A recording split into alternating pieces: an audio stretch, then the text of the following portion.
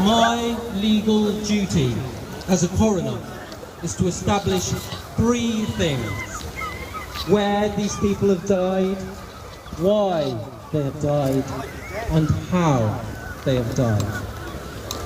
Where these people have died, we already know. They died in intensive care units, on hospital wards, in care homes, in their homes, on the streets, in car parks, everywhere across the world, in the global north and the global south. Now, I will ask the doctors, nurses and healthcare professionals to tell us about the deaths of the people that you see before us. They will introduce themselves by name and profession and tell us the circumstances of the patient's deaths. I call the first witness.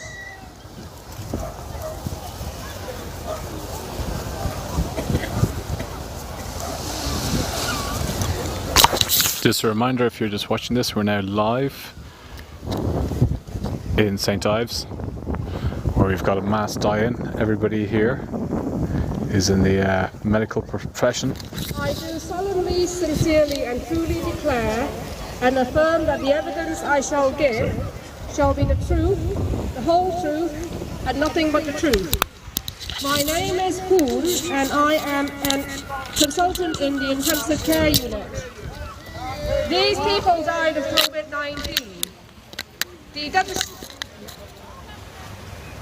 The devastating pandemic that originated in Wuhan province has now spread to 220 countries, infected over 167 million people, and killed nearly 3.5 million. It has overwhelmed entire health systems, decimated the global economy, caused unemployment on an unprecedented scale, caused social change at an immense scale, and left grief and suffering in its wake of a kind not seen since World War II. In the UK alone, it has now killed 127,000 people in the space of 12 months. In India, citizens have been reduced to begging on social media for oxygen for their loved ones. In Ecuador, bodies were left lying in the streets. In ICUs in Brazil, sedative drugs had run out and healthcare professionals were forced to tie patients to their beds. Although there are now effective vaccines available, they are not fairly distributed, and the repercussions of COVID-19 will be felt for years.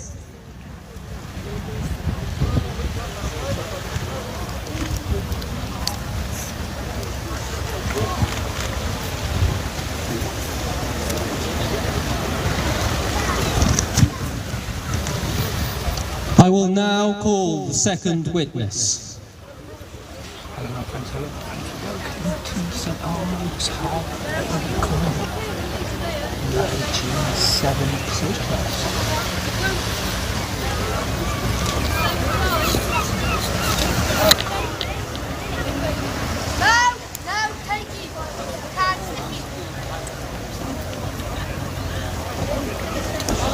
My name is Dr. Grace Thompson and I work as a general practitioner.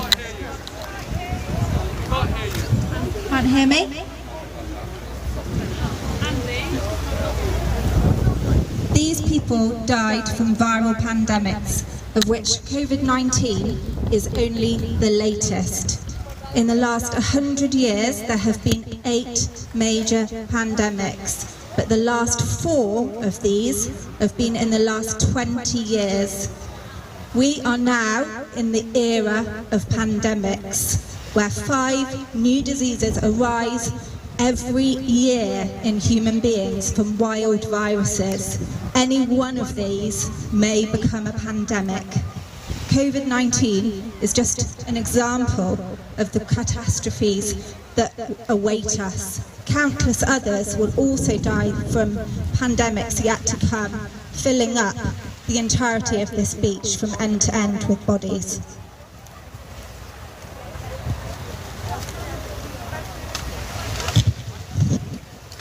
I now call the third witness.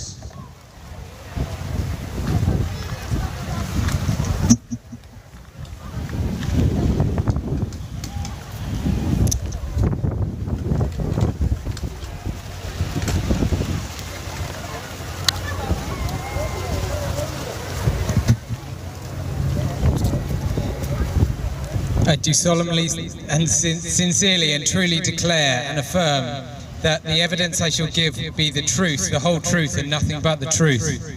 My name is Martin. I'm a clinical pharmacist. These people died from viruses that jump from animals to humans. We are destroying the natural world at an unprecedented rate. This means that humans, animals are having more opportunities to meet and diseases get passed over. These people died because we are reliant on industrial meat farming. We are often told that diseases transfer to humans because of wild animals being killed and sold for meat. But we must remember BSE in cattle in the UK that gave us CJD. This was the result of human activity. We must remember swine flu, which originated in pig farming in the US.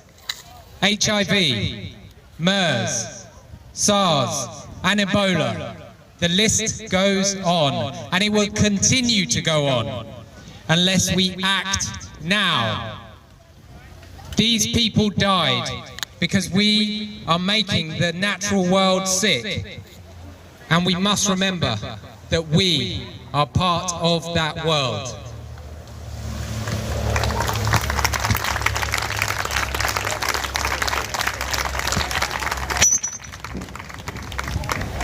I now call the fourth witness.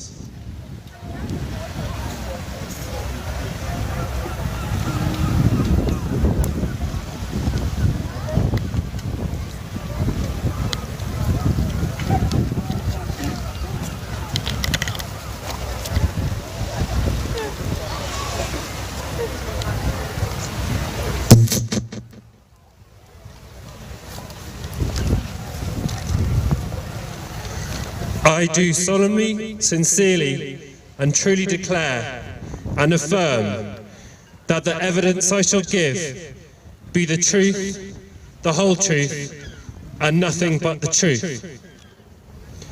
My name is Dr. Patrick Hart, and I'm a general practitioner. These people have died as a result of the destruction of the natural world.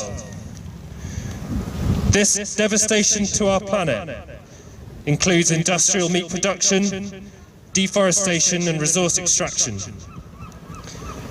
By damaging natural habitats in this way, we increase the likelihood of viruses jumping from animals to humans, leading to pandemics such as COVID-19. These pandemics will continue to happen with ever-increasing frequency, as long as G7 policies continue to put the pursuit of profit above public and planetary health.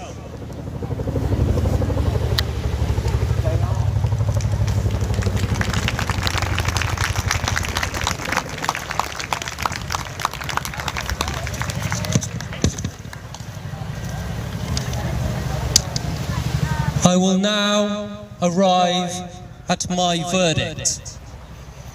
The final conclusion is that the disease leading directly to death is COVID-19 and other pandemics.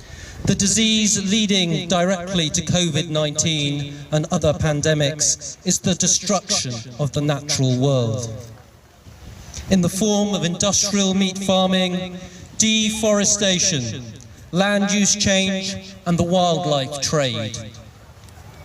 All of these factors are caused by the demand for consumer products in G7 and other rich countries. I will add climate change as a significant condition contributing to these deaths. My recommendation to the G7 is that they do not just prepare for the future. They do not just prepare for future pandemics, but they act to prevent them happening. That they do not just develop vaccines once pandemics have caused millions of deaths, but they stop the factors that start them in the first place. That they act now. That they act now to control new human viruses and the environmental and climate changes that accelerate them through the rule of international law. I hereby conclude the second climate conquest, the second climate inquest. You may leave the court.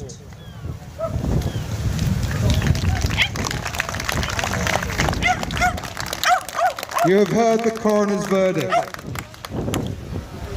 The dead you see before you no longer have a voice, but they act as a warning. And we, the healthcare workers, we are tired, we are burnt out, we are weary. COVID-19 was once a disease only found in bats, but their home was destroyed, and they were caged, and they were traded. In this act, COVID entered our world, and death has followed. COVID-19 is not separate from the climate and environmental crisis. It is one of the many strands that make up this emergency. This is what extinction looks like. This is why we are rebelling against the laws that enable such things as COVID to happen. I ask you all now, with the tolling of the bell, to share a minute's silence for all those that have died and all those that will continue to die from this disease and from future pandemics.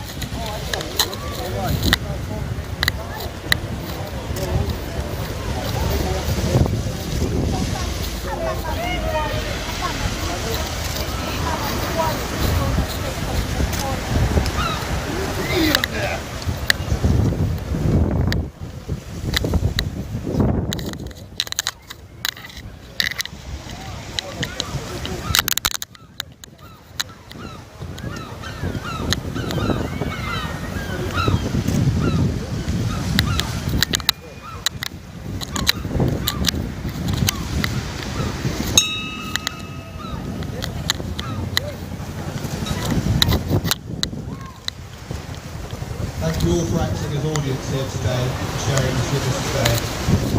We will now go to our sponsors. Come live once more. Please join our work. Thank you.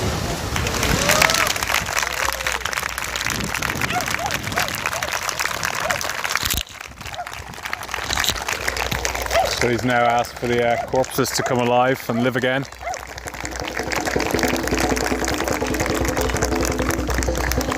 So now we've had the medical profession has spoken. If you could just chat in twos and threes and just sort of have a debrief, have a listen to each other for a minute and just ground yourselves again, because this can be quite an emotional experience. So I hope that helps. And we'll be around if anyone's someone listen. So what did you die of? I died of poor land management practices. Climate crisis, destruction of nature, SARS 23. Sorry about that, man. I'm not on my own, I'm in a good company. Millions of us. Millions. That's awful. What did you die of? Not entirely sure, but probably greed and overconsumption. Greed and overconsumption. How does that make you feel? It's really sobering lying here, actually. It's a very profound experience to listen to what's being said and reflect on the impacts that our continued pursuit of more is having on all of us, and the cliff edge it's driving us to. It's quite moving. It's very moving. Yeah. So well, hopefully you get to live a little bit longer. Yeah. Thank you. Thanks. Got somebody who's still dead. Hope not. There we go. How are you feeling? Bad timing. That was pretty emotional. That's a pretty hard hitting thing to seeing everybody lying here. I mean, it's just like reflecting on where we are. G7, they're making the decisions that are going to literally affect millions. We've got the medical profession who's spoken, just saying all the different things that are going to happen. No, I know. It's just, it's easy to feel just really powerless. Just like, how much theatre do you need to do? I don't know what. Yeah. I'm sorry. I hope more people. I don't know. I hope more people get this message. It's really important, and it just now is such an important time for us to remember what pandemics are like. Because it's easy. It'll be easy in 6 months' time or a year's time when COVID doesn't feel so vivid for us, or hopefully doesn't feel so vivid for us, that we'll just get complacent and go back to our life as it was before. But right now, we really need to remember what pandemics are like. Now, as we remember what pandemics are like, we need to have a proper national conversation about what we're prepared to do about it. Obviously, stopping the destruction of nature is not straightforward. It will take serious changes to our society, and that's something that we all need to agree on. But I think you heard the audience applauding the idea of the G7 leaders taking this problem seriously and acting to prevent future pandemics rather than merely treat them after they happen. So I think there's a huge, that just is a naturally good idea, and I think the public are behind it once they think about it. But still, if we leave it a few more months, then we might just forget about it. We have to do it now. There you go. Thank you very much. And you're a doctor as well, technically. I'm actually a medical researcher. You're a medical researcher, yeah. I thought about being a you know what you're talking about. The action, but I opted for a corpse. These guys actually treat patients like every day. Like my role as a scientist, like I like to contribute to the medical profession, but like day after day, like a nurse is actually there, like doing it. Okay, Doc, keep up the good work. I'll see you again pretty soon. That's this thing. Oh, sorry. What did you die of, sir? SARS. Oh, sorry. Oh. Always do what you're told. Could you step to one side, please? We're getting some pictures in the van. Thank you. So it was a pretty powerful interview with an actual research scientist who's a doctor. This might be quite overwhelming. So you died as well, sir? Yeah. What did you die of? SARS 23. God, a lot of people died of SARS 23. Right. Yeah. Pretty nasty stuff. Okay.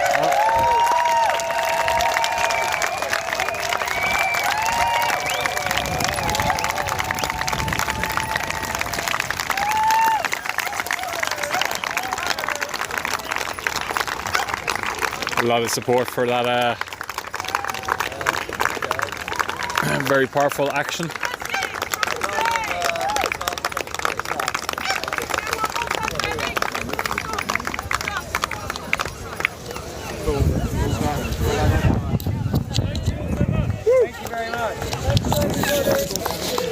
There you go. So, quick interview with this doctor. How you doing? Hi there. What's your name? I'm Martin. Martin. Okay. What kind of doctor are you? I'm a pharmacist, clinical pharmacist. Clinical pharmacist. So you understand about medicine and what's going to happen in the future. Yeah, indeed. What does this mean to you today?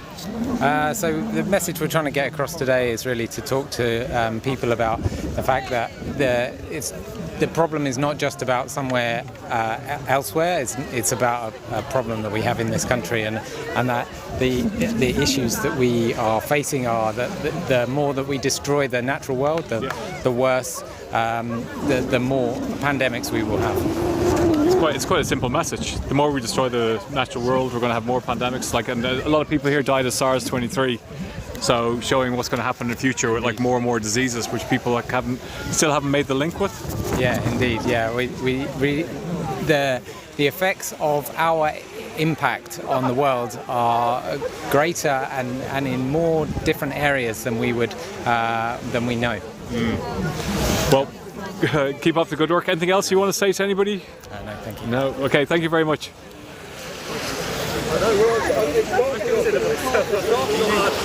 This is for Extinction Rebellion UK. It's got a live stream. It's going straight out now, so you can go and tell your friends to watch it later. Yeah. It looks cool, but it's not as good as it looks. It's Is it a bit annoying? It's a little bit annoying. Yeah. I've got an achy arm now, so maybe I need to see a doctor. Yeah, right. Thanks. Cheers. Well done. There you go. Yeah. That was really powerful. Yeah.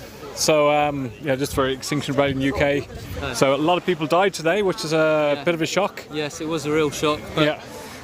It was a real shock, but kind of unexpected in the age of pandemics. Yeah. I think we were here as healthcare practitioners to draw the link between pandemics, the agents that leap between animals and humans, and the environmental destruction that means that link is more likely to happen. And we wanted to make that point, and I hope we made it effectively with all the with everything that happened here today. No, really powerful, really powerful. Great. Thank you very much. And are you a doctor? Are you a medical? I'm a psychiatrist. Yeah, I'm a psychiatrist. I work in psychiatry. Yeah. And we're seeing the mental health problems that come with pandemics, and I recognise that climate change and the implications of the environmental destruction on society are going to have a massive impact, not just on our physical well-being, but on our mental health as well. And that's why I'm here today, because I can't stand as a healthcare professional and not take action in the face of climate change and environmental destruction. So you have people talking about climate anxiety. Yes. And I've got a friend of mine who's got a teenager who's very worried about the climate, and she's suffering from anxiety. So we're probably going to see more of this in the future. I think we are going to see more of this in the future, and I think the sad fact is that we've seen during the COVID pandemic that it's the young, surprisingly, have been more affected by isolation and the fragmentation of society. And I think that's just an early warning sign of the changes that will happen unless we really address climate change and environmental destruction, because human society will fragment in parallel to the fragmentation of the natural world, and that's going to have massive impacts on how we look after each other and our mental health, both as communities and individuals. Absolutely. And if you could say anything to the world leaders that are behind the wall of steel over there? Don't just use words, use actions, and use actions now. The healthcare practitioners who you're relying on at the moment in the COVID pandemic have been absolutely important to help us move beyond this crisis and start in a fresh beginning. We need your help to help us make that fresh beginning, and we need you to act broadly and not narrowly, not just with vaccines, important as they are, not just with help for healthcare practitioners, but for help to build a new society based on green economics and a green beginning. Thank you very much. Keep up the good work. Thank you, Doctor. Cheers. See if I can grab one of the nurses here. There you go. Is this one of the nurses here? How are you doing? So we're both doctors, aren't we? Both doctors, and you've got ecocide equals pandemic. Yep. Pandemics. Yep. There we go. Yeah. So you're a doctor. I am. Yeah, I'm a child psychiatrist. A child psychiatrist. Wow. Yeah. So I was just talking to the coroner there about the mental health issues that are rising now. So tell me anyway. Talk to me about something. Where are you from? From my mother. No, I'm joking. From Dublin. So this is for Extinction about in the UK. Oh right. Yeah. Oh, nice one. Yeah. Oh my God. Where to start? Being honest, I'm pretty burnt out right now. Yeah. And so my brain is fairly scrambled. So I don't have much coherent to say, unfortunately. Well, you were it was really powerful, and you're going around, and I saw you putting death certs on everybody. And so, from the ones I read, SARS 23 came up a couple of times. What was the cause of some of the other deaths? Just walk us through. Actually, in this action, they were all the same. So each death certificate was the same thing. Okay, so it's spread of zoonotic diseases. Yeah, we go. We'll have SARS 23. Yeah. Destruction of the natural world, climate crisis, and air pollution. There we go. Yeah, it's just an example of death that could be of a notional SARS type illness, which is like an acute respiratory illness, like in 2023. Because basically, zoonosis, which is the infections from animals, has been rapidly. I don't know if that came out or not, but it's been increasing a lot more since AIDS pandemic. God, there's so many there's we've had the BSE, MERS, and SARS, and swine flu, and it's the increase, the rapidity of increase that's worrying. Yeah. Wow. And a lot of that is ingress into nature, and so it's so this is like an imaginary next illness. There we go. Imaginary. That's pretty scary. A guest, And so, what kind of doctor are you? Doctor? I'm a GP. GP. I know what that is. That's a general practitioner. Yes, that's right. Yeah. Okay. Thank you. So, what's your name? Helen. Helen. And where are you based, Helen? I'm based in Cornwall, very close to here, actually. Oh, okay. You're local. I work in Penzance. You work in Penzance. Wow. So, what does it mean having the world leaders and descending upon your small little corner of the world? Well, it's wonderful to have a chance to actually influence and get our voice heard right here in this beautiful place, which has lots of natural beauty, but of course, like everywhere else, is affected by climate change and affected by all the ways that we've changed the world, the way the humans have changed the world to make it unhealthy for humans, but also unhealthy for every other species on the planet. So we're facing our sixth extinction on Earth, but this is the one that will affect humanity. But already so many species are already dying out, and we're on the brink of a sixth extinction on the planet. Unless we act very, very fast, we are actually going to be in a huge crisis, which will affect millions, billions of people. And the sooner we act, the less damage will be done. We already know that we're already heading for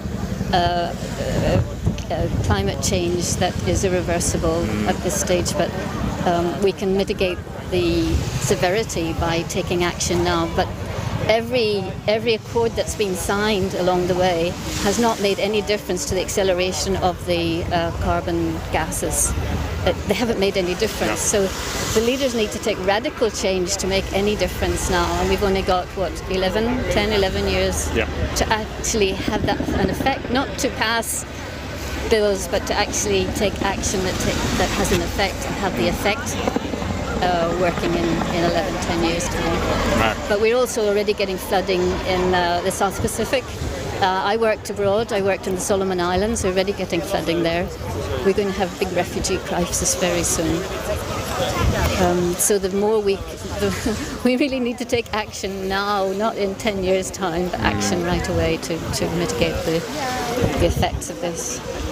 So the medical, I know I've spoken to ex-or doctors before, And the first time, one of the rebellions, actually, I thought they were just dressed up, you know. And since then, realizing how like vocal they are, you know, for the fact that like the biggest health crisis facing humanity is a climate crisis. And even the Lancet, which is the main medical journal, has now, you know, come out and highlighted that we need to tackle climate change because it's the #1 health priority, you know, and that's pretty scary.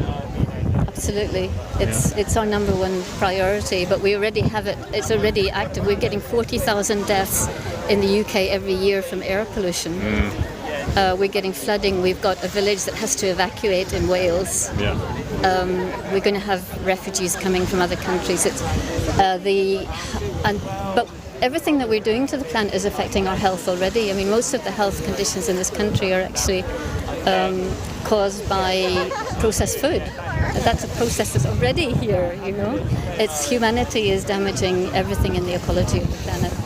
And that's us. It's us. It's awful. It's us and awful. all the other species. No, absolutely, We're absolutely. all interconnected. Everything, you know, everything is connected to everything else. As we were saying earlier, the bats, their natural conditions are being damaged, so that they're coming into closer contact with humans, and then the viruses can jump into humans. And once those mutate in humans, then we can get a worse pandemic than we have now. Because COVID is highly transmissible, but it's a high death rate. But if it mutates again, it could go to a higher death rate.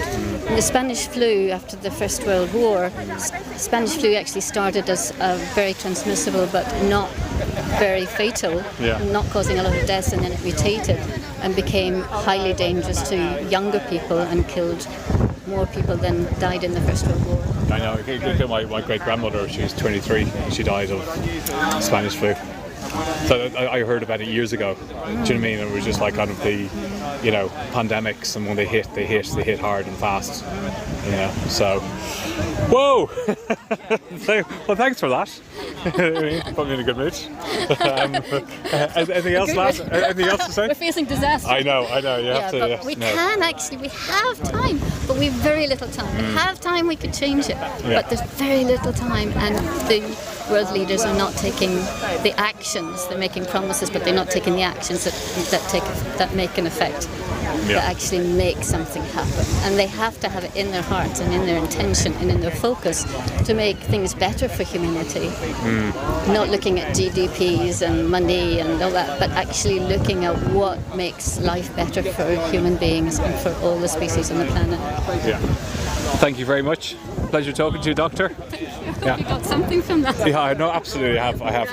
Yeah, I've got a bit of a sore shoulder from holding this up for like 5 hours. Take a little break. Yeah. Look after yourself. Okay, take care. There we go. Wow, that was powerful. So yeah, some really powerful interviews with these doctors, people from the medical profession, also from the people who died, the mass die-in. Let's see if anybody else wants to have a quick word. How you guys doing? Oh, Steve. Virgil, how are you doing? I didn't know you were a doctor. I'm an occupational therapist. Occupational therapist? Yes. Oh, I need to talk to you later. I've got a really sore shoulder. I don't know why. Oh, well, neither do I, Virgil. You've been holding that all day. It's kind of funny. We keep on bumping into like each other and stuff. You never know what really people do, you know? It's true, isn't it? Yeah. Yeah. So what does dying mean to you? Dying. Yeah. Well, that's quite a deep question to hit me with after doing a corpse action. At the end, finality about it. Who knows? No one knows what if anything, is after death. But it's certainly the end of all this experience on this earth. You know, it's in the same box as Extinction. Yeah. Extinction's just a lot bigger. It's like everyone, the end, it's over. Maybe there's life on other planets, maybe there's an afterlife, maybe not, we don't know. We're fucking around with big stuff in risking this precious life on this finite planet, so yeah, excuse my language.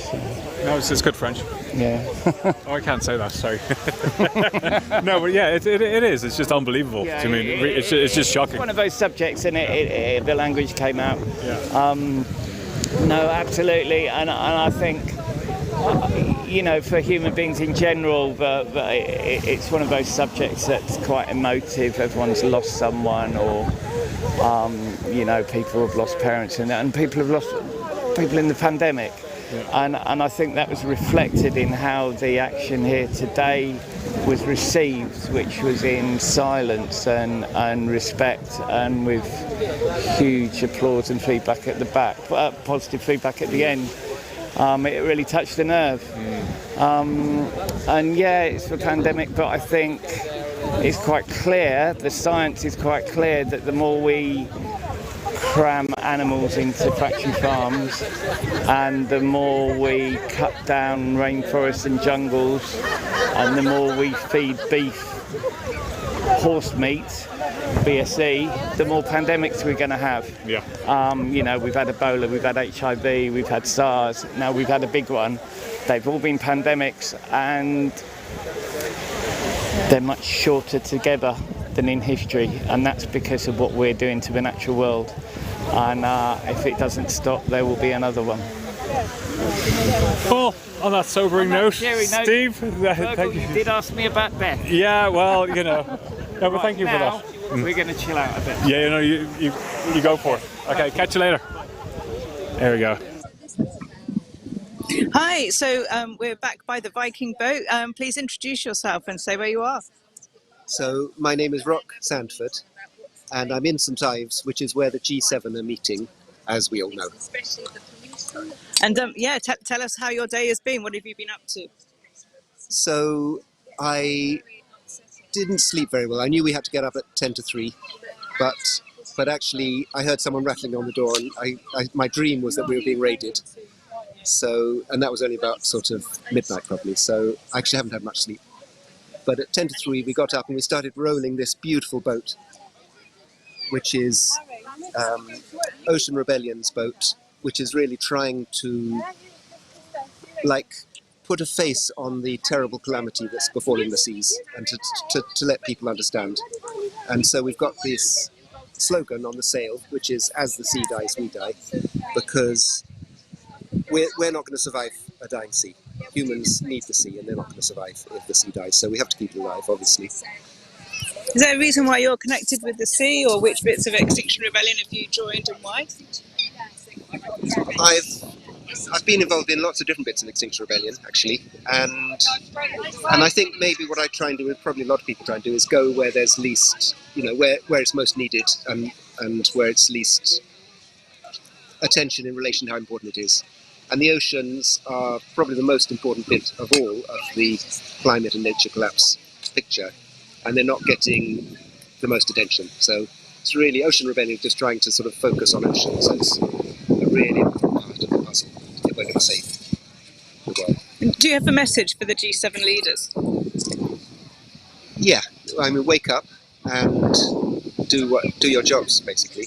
And your jobs are various things. One is to disincentivize burning of oil and gas now, so that it starts going down really fast, and really respectable scientists are saying maybe 12% a year starting now, reduction in emissions. As a prelude to repair, it's not enough to stop emissions, we've got to actually start repairing the climate. So that's one thing, because when you emit carbon dioxide, as people know, it acidifies the ocean, and that kills sea life. And I think the consensus is that it's all going to be gone by 2045, all sea life. So that's one. Another one is stop it, because equally that is going to kill all sea life. And by destroying, you know, food chains, by fishing out crucial parts of the food web. And the third one is stop toxifying the oceans with chemicals which are in plastics and sunscreens and cosmetics and all sorts of things that are flushed down the toilet and just go straight out to the oceans. If people were thinking of trying to do something about the climate emergency, what would you say to them? I'd say there are so many different things to do, and it's really about figuring out, I think it's about making a start, whatever the start is, because it's like a gateway drug towards more and more commitment. And that start can be just going to watch a rebellion, it can be sort of hassling your MP to back the climate ecological emergency bill that's going through Parliament at the moment. It can be sitting in the street. It could be all sorts of different things. Just do something and talk. Above all, don't be silent about the calamity. Talk about it. Anything else you want to add? Thank you. Thank you very much. Thank you.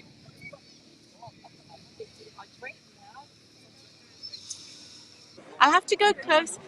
Hello, here we have a doctor from Ethiopia who took part in the action that's just happened. So why did you take part?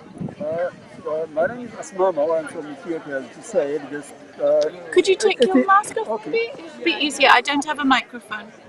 I'm participating in this event because the climate change and the ecological crisis is affecting Africa more than any continent. That's my conviction. Because, just as you know, we had a climate change effects for the last century, and now it is aggravated. Desertification is increasing. The erratic nature of weather, as you know, just we are suffering with different repeated famine and starvation, and just different pandemics. No one is talking now about HIV/AIDS. We lost millions of people due to that, and the recurrency of Ebola is one of the examples. And now the Corona pandemic is affecting us, and no one is just like other places. So, just we Africans, we are trapped in poverty. We can't cope it because of slavery and the colonial. We are kept poor. Our health system is fragile. And our northern friends needs to help us. It is due obligation of them. We need to live on this planet equally. And we need to participate when our needs are assessed. And when the suggested the solution, our voice needs to be listened. Otherwise, we can't mitigate this happening. The actual crisis is really imminent, and let's work together. That's why I'm here. Thank you very much. Thank you. Would you like to add anything? Just the climate change and the ecological crisis, I'm telling you, it is not affecting just a particular country. It is affecting all of us. But as everybody knows, we Africans, we contribute less for the carbon emission, but we are affected severely. Please, let's either, and you, wealthy country, please cut your carbon emission and let's make our planet a beautiful place. Thank you. Thank you very much. Thank you. I think that's me off. I'm not sure. Hi. So, tell us what this stall here is doing. Oh, this is Extinction Rebellion sprint blocking. So it's a way of kind of reaching out to people by offering a way of putting a message on your body or on your clothing. So people give us their t-shirts, and we have a load of blocks which have messages and images on relating to the extinction crisis and the biodiversity crisis. And as you can see, it's just so popular. And do you want to show me around? I can show you around. Do you want to go backstage? Yeah.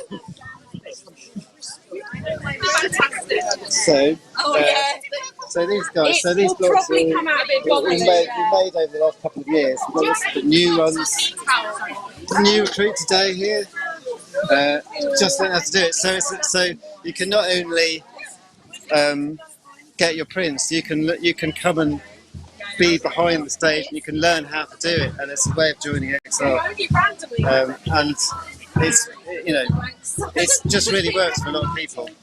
I think it's also linked to the fact that we don't sell things with Extinction Rebellion on them, do they? So. Yeah, that's quite true. There's another message which is about, so this is done for free, people donate if they want to donate. It's about reusing clothes, recycling, not buying new clothes because the fashion and textile industry is so problematic in the resources that they use, and is so wasteful. So this is a way of taking a bit of clothing and just making it new again and saying something, making it your own and putting your own message on there. It's almost like anti-branding. I'm just going to follow this T-shirt through, but tell me what he's doing now. So these are print blocks. They're rolled up with a very environmental ink, which is actually it's registered with the Soil Association. It's so clean. So that's just they're rolled up and they're just pressed onto the clothing and dry very quickly, and then you iron them when you get home, and then they can stay in the wash. They keep the message there for as long as you want to wear it. So it's the Extinction Rebellion logo. Wasn't that well known just a couple of years ago, and now I think people would recognise that symbol. Yes, but I think the thing to say about this is not the Extinction Rebellion logo. This is the Extinction symbol. The Extinction Rebellion logo. That's the Extinction Rebellion logo. This one literally represents extinction. It's a big X to life. It's where we could be going if we don't make changes. Great. Just going to show you around the stall. So various things drying here. So Extinction Rebellion printing going on by the beach. Is there anything else you'd like to add? Well, I guess we've been really grateful how welcoming people have been. Really, really positive. Lots of smiles and procession, and lots of people getting involved and wanting to know more about the printing. So far, for us, it's been very, very positive, and people getting the message. People understand the message, and they want to see other people. Anybody want that one? Hello, do you have an unbox the system stamp? No. You need one. I do want a hot bag. Yeah, probably. I'm also a hot bag activist. Are you another hot bag activist? Dolly? Yeah. I'm maybe along here. Oh, Dolly. Dolly. Are you up for a quick? Tell me what you're up to.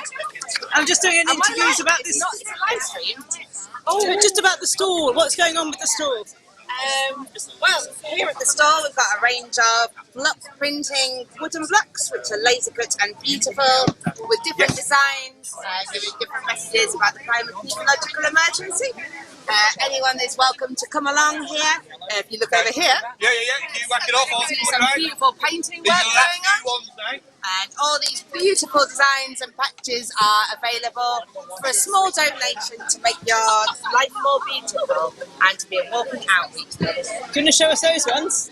And these are non-violent, we act in peace ones. Lovely. And you had a good day? What a beautiful day, yes. We had a wonderful march down from the leisure centre to the beach with singing and samba and merriment and costume along the way, and it was really good. A lot of people were out in the streets, all the locals were out at the shops, and yeah, it's just been really, really good coming together after that horrible period of lockdown. Oh, great, it's great to see you. Bye for now. Ooh, I'm going to try and make my way out of here and head over to where the doctors' march was and see what's going on. Hello, have we got any doctors here that would like to speak to camera? Yep. Oh, great. Look, he's going to put his gown back on. Extinction Rebellion. Extinction Rebellion. Okay. Do we have a doctor here? Make me look nice. Tell us what was going on over on the bay. Hi there, my name's Andy Stevenson. I'm a consultant trauma and orthopaedic surgeon, and we just did an action that was highlighting how COVID is not separate to the climate and environmental crisis. It's one of the strands of the climate and environmental crisis. You can't separate them. COVID came into our world because we destroyed the habitats of the creatures that carried them, in this instance is bats. They were caged, they were brought to market, they were sold, they were put in close proximity with other wild animals and humans, and that is where the disease came from, and our globalized culture spread it very, very quickly. That's not a first. You know, we are living in the age of pandemics. SARS could have done this, MERS could have done this, swine flu, H5N1 could have done this. This has been done previously in history. with Spanish flu, which was most likely came from industrial or intensively farmed pig and poultry farm. You know, that killed 300 million people. We must stop thinking that climate and COVID are separate. They are part of the same problem that is ongoing. And until we reform our ways, until we stop destroying nature, until we start looking after animals, they're going to keep coming. So what do other doctors think of the fact that you've joined Extinction Rebellion? That's a really good question. So I'm very open about it. I have stickers on my backpack and talk to people about it at work. And most of them are broadly supportive, and most of them kind of get it because it's science. But the bottom line is that, you know, everyone in the modern world is so full of information and decisions to make, and quite often people just can't make the space to actually own the truth and sort of sit with the truth. So I think, yeah, they're broadly supportive, and I hope to get them even more on board. That's great. Thank you so much. Anything else you want to add? No, XR is an amazing organisation, and I've been part of Doctors for XR in our local Somerset XR group, and I think that the organisational nature of it is amazing. I think it's the most evidence-based organisation when it comes to dealing with most of the problems that we see. We just need to be resilient, and we need to keep pushing this message, because I don't think this is something it's too important not to keep doing. So I think keep going, XR, love and courage, and yeah, let's hope one day the world will change. Brilliant. Thank you so much. Thank you.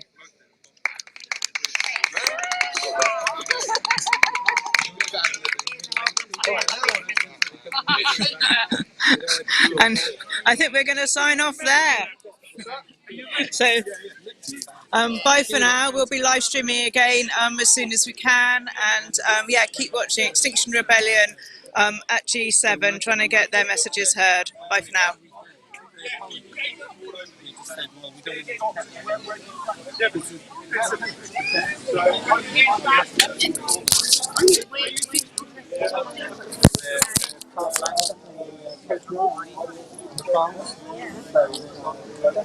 Might harass Gail. Gail! Do.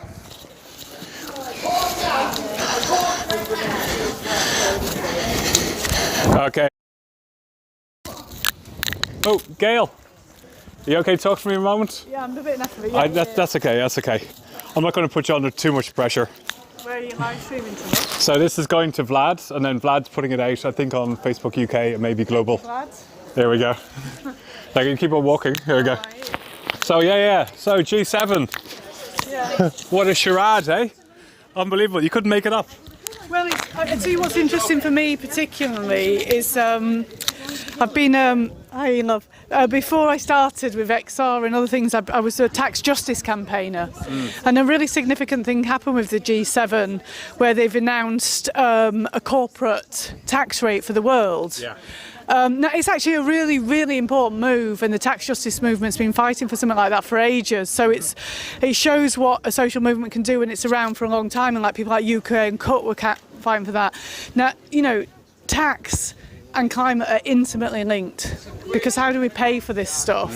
And essentially, the rigged tax system is a form of neocolonialism.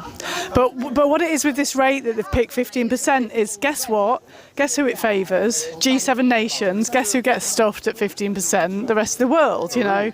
So whilst it's a sort of step in the right direction, and so some things you have to decide as a global, you know. So there's some companies and some sort of tax havens that bothered. Anyway, I just thought I'd mention that it's not that I'm like think that anything's good's going to come out of these leaders coming together. I do think it's different with Biden in America.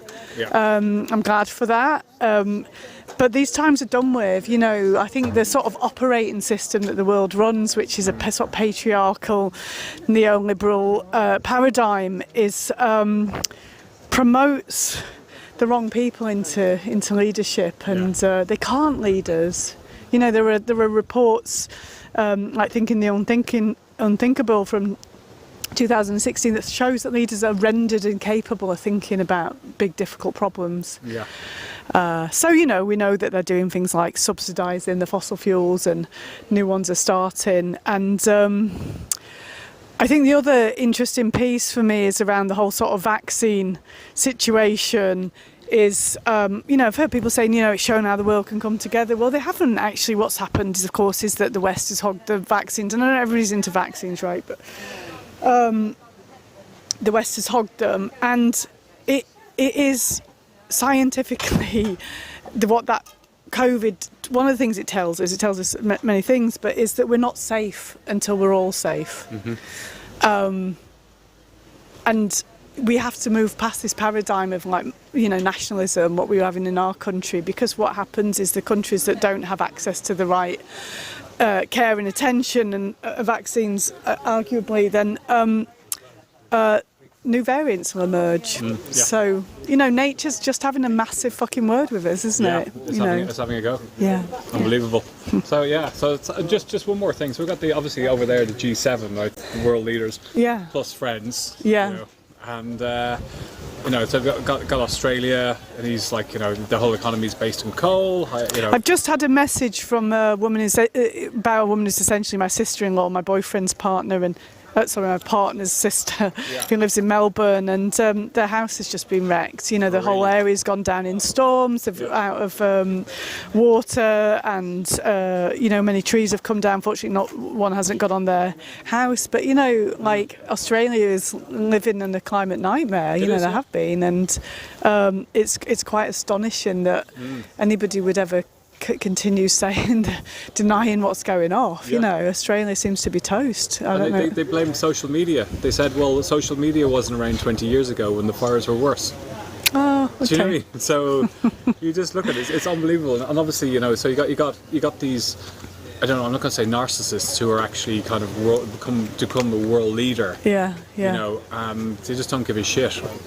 About other people, and it's just like it's their point of view. And occasionally I get asked to speak in certain forum where you're with people who are business leaders or whatever. I was recently, it's online, I was with Cambridge University at Wilberforce Society, right?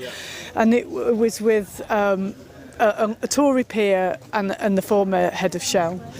And what struck me was their complacency, their lack of imagination, the fact they were just trotting out the same old crap. It was like, God, that is the word that came to me so strong, was just so complacent in such privilege and comfort of what this system offers, that their responsibility was just not there. Their sense of what they might do, they're just trotting out the same old nonsense, really, which had some sense of care in it and some sense of action, but it's like, you're really not in with the reality here. They're so far removed from reality. I guess these guys in a ring of steel getting flown in here, and there's just a couple of minor disturbances, and they go back and they'll do a couple of agreements, they'll slap each other on the back, and I think especially with Boris Johnson, the press is not holding him to account on the whole. Obviously we've got some good alternative media around who are, but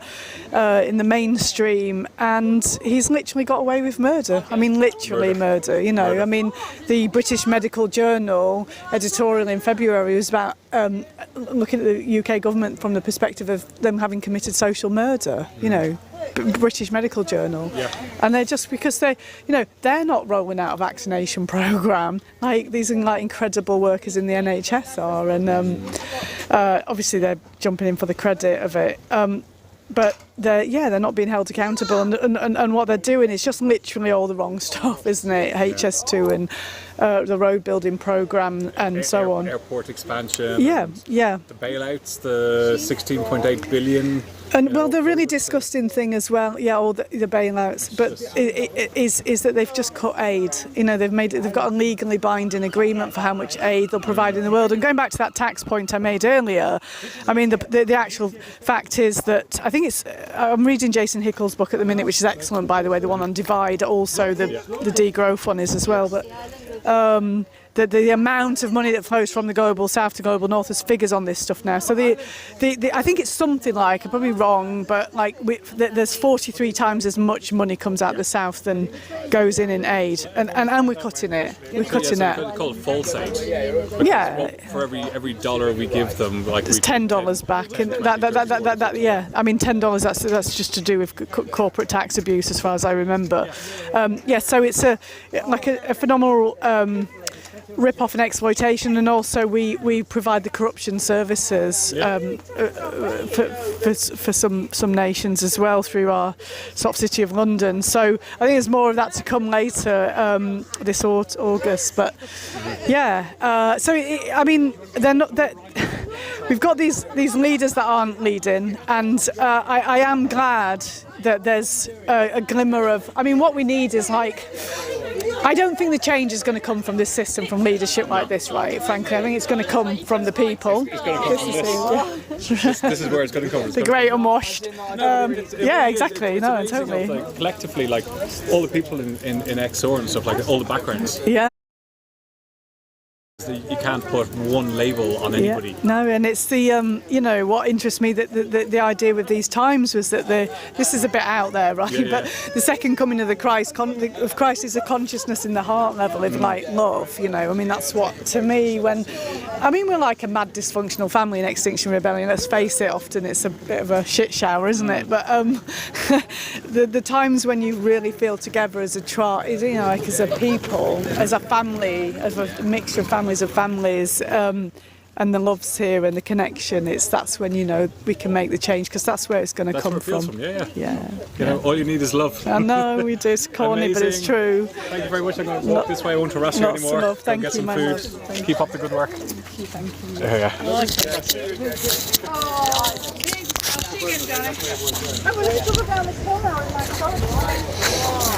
you. So we've got another action around the corner here.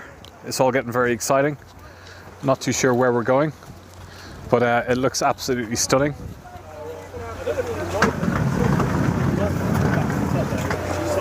So I'm gonna walk around the corner. I'm gonna figure out where this secret island is that we're going to. So I'm gonna hand it back over to Zoe for a little bit. I think we might be lost. Over to you, Zoe. I'll take the back of the box. Cool. Hi, so you've just been taking part in the Doctors' Action. Tell us about it and why you took part. So this action was so much going on. This action was named the Corpses Action. So this was to commemorate and honour those who've died as a result of the COVID-19 pandemic, and to link the pandemic to the climate and ecological emergency, which it is an inherent, inseparable part of. We've known these pandemics would become ever more frequent and ever more disastrous. We've heard warnings, nothing was done, and we don't want this to be forgotten, this link between destruction of ecosystems, natural habitats, industrialised farming and meat production. We need to recognise that these are the real causes for pandemics if we are to prevent them from happening in the future and not face continuing tragedy as we have in the last year and a half. So what inspired you to get involved in Extinction Rebellion? From what I can remember, I was feeling a sense of despair. Originally I was working abroad in sub-Saharan Africa in a place with a drought and a lot of poverty and cattle dying and people's livelihoods ruined, and I started to think, what am I doing? I'm wasting my time trying to treat people when their environment is making them sick. And I came back to the UK. I think I just Googled, or I just saw it somewhere, and I thought that's what I have to do, and I've been doing it since. It's pretty much derailed my entire career plans and everything, but I feel more effective as a healthcare worker now than I probably ever have, in that this is really preventative healthcare. This is about a healthy planet and a healthy human population. So that's what I've committed to. So as a doctor, if you got to see Boris Johnson, who is just over across the bay over there somewhere, what would you like to say to him? I would have liked him to have seen the bodies piling high in our action then, laid out on the beach, and I would have liked him to recognise that this pandemic wasn't an accident. It wasn't an unexpected, as Dominic Cummings said recently, a once in a century event. It's going to be a once in every few years event. It's going to become a regular occurrence. And I would love him to acknowledge that, and acknowledge the fact that his government is doing nothing to prevent future pandemics at the moment, or what they're doing is woefully inadequate. So at the moment he's Might just wait for the klaxon. Is that the foghorns going on up over there?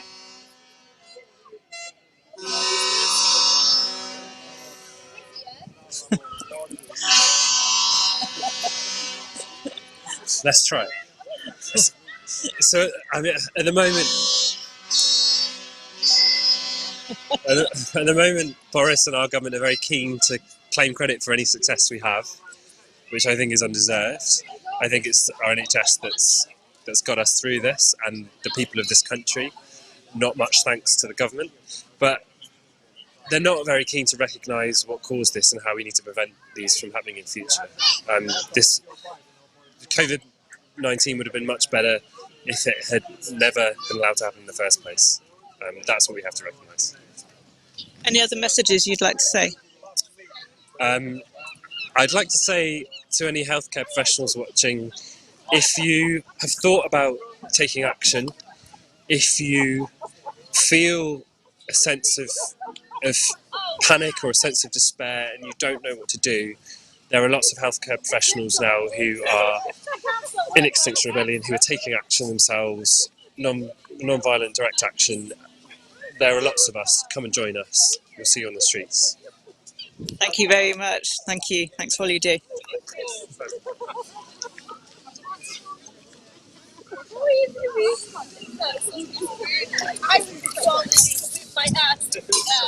So just going to head back over towards the Viking boat.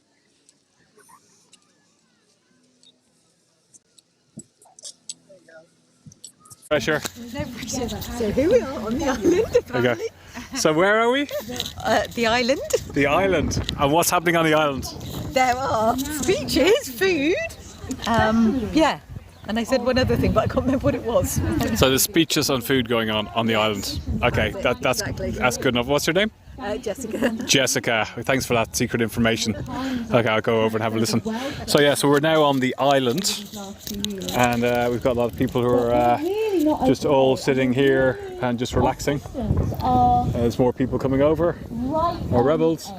So we're going to have some food. We've got the food preparation is going on here.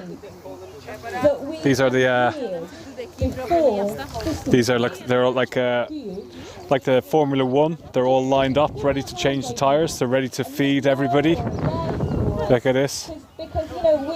So what's on the menu tonight? Quite various. I mean, there's couscous and... So we got couscous. What's in here? Wow, that looks amazing. We got dal. Spicy dal. Yeah. And couscous. Couscous. Is it couscous? Is it gluten free? It's That not. one's gluten-free. Gluten-free couscous. Okay. Okay, I might come here first to get my gluten-free food. And we got some nice, healthy-looking salad as well. Looks amazing. Okay, so I think this is Sue, absolute legend. You're live on TV. Hey. It's not fair, really, Huge team. Who knows? And Philip, who's complete transport and all keeping me together. He does everything I think of that needs doing. I tell Philip and he does it. That's good. He does everything. Poor Philip. And he mans the tea station. And he doesn't seem to sleep, which is sort of slightly worrying, but he seems to do it all in his work life as well, so it looks like you're used to it. Hey, have you checked out the background? I know. I know, that's an amazing background. Here we are. Okay, I think I'm going to... Go for it. Yeah. What about the place? Yeah. And Just going to have a quick zoom in here. World leaders who represent... So this is great. So the queue is starting. Actually, did we need to bring our own plates? You're joking me. Where do we get plates from? Me? Yeah, I'm on work experience. Damn. Is there any plates? There are plates for people who've forgotten them. I forgot mine. Can I get a plate? You've got a plate, yeah. Yeah, I'm going to do a really cheeky thing and skip the queue. Because I'm celiac. Oh, sorry. That's very good. And a donation box as well. I'll sort out. I'll put the whole thing up. Your bank details. Oh, thank you. Yeah. Right. So we've got Feeding the Nation is about to start here. So we got a queue of people here, all ready to go. Yay! It's open. Yay! Oh, can I get a plate, please? Just one. Amazing. Thank you. Fork, yeah. There we go. This is Feeding the Nation. Just to give you an idea of what it's like here. This is all highly organised. It's going on Extinction Rebellion UK. It's actually live. Oh, amazing. Yeah. So you can say hello to yourself. You're from Scotland? Yes. What's your name? Maeve. Maeve from Scotland. Maeve. Or River. Maeve. River. Okay, cool.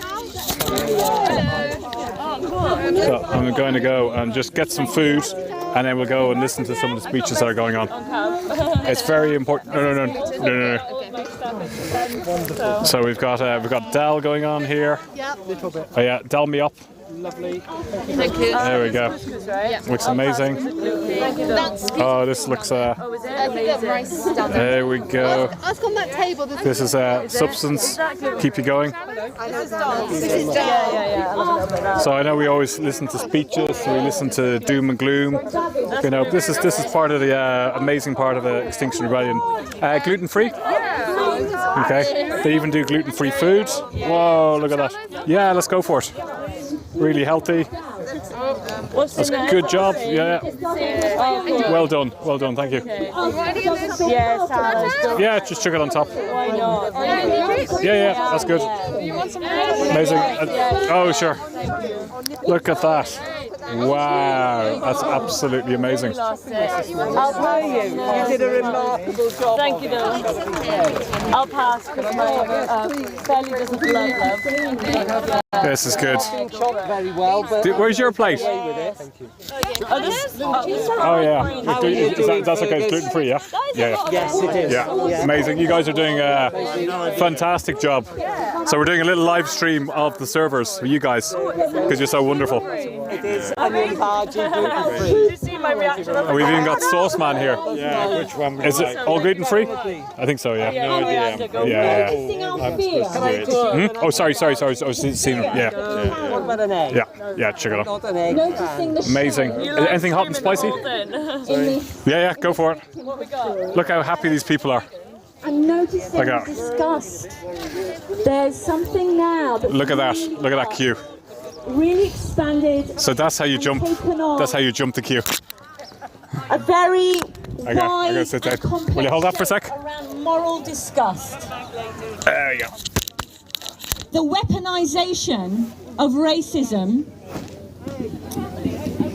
and the weaponization of class politics and the weaponization of the COVID story has such a strong flavour of moral disgust. Yeah? And this is another piece of our separation story. This is how the separation story plays out. And this is how the scarcity narrative, that there isn't enough, there just isn't enough, so therefore we have to compete and we have to organise in hierarchies and through a caste system. That's how it happens. How are your food? Yeah, would you? Because if you can feel there's a scarcity and your body feels it every day, right? That's what we've learnt from the breakdown in matricultural society, where women and mothers are separated from support and village, and children are separated from support and village, and separated from Earth, from the great Mother Earth. When those relationships break down, as they have in patriarchal culture and in colonialism and in racism, so then we're stuck. Literally, our bodies and our minds are stuck in scarcity. Yeah? And they're stuck in separation dynamics. They're stuck in separation anxiety, right? And aloneness. There's a profound aloneness that our bodies are so in. They're so in. And then there's a powerlessness. Because where do you go when you feel that separate and that alone? Where is your power in that, right? So I want to do a breath practice. So there's the mind-brain piece, and because this is a condensed version, we don't have time to take you through your mind-brain piece on this. And I'm going to go straight into the body-brain piece of step 3 of co-liberation. And it's about your breath. The first thing you did when you entered into this great plane of being called the Earth realm is you breathed. That was your first movement, right? Your breath. And isn't it interesting that in COVID, this has been a great test of breath. And it's been heartbreaking. We have suffered and lost so many people because of the loss of their breath. They lost their breath. And when we think about George Floyd, he said, "I can't breathe." George Floyd said, "I can't breathe." And when we think about our carbon, our CO2 emissions, and the 420 million parts in the atmosphere that we are suffocated in, okay, we're breathless. And when we think about the pace of our lives and what technology and all of the ways we're choosing in terms of how we live, it's a breathlessness, right? It's a breathlessness we're in. So what I'm suggesting to you is that part of our co-liberation is about the restoration of our collective breath and our capacity to breathe. Yeah, that this is what we're in. This is something that we're trying to figure out now if we are to carry on.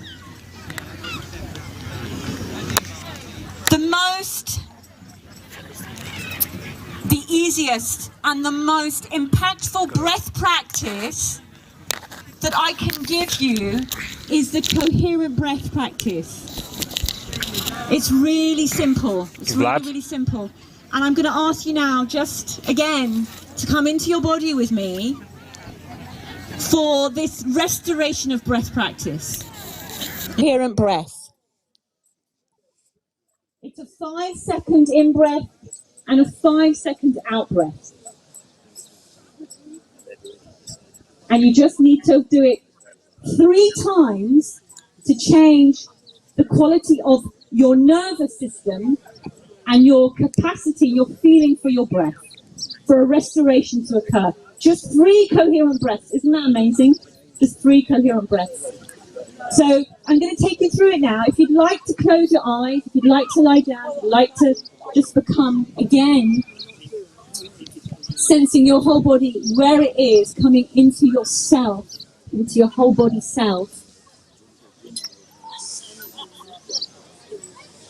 And as you do that, take a long breath out now. Keep breathing out, keep breathing out, keep breathing out to start. Just keep breathing out for as long as you can.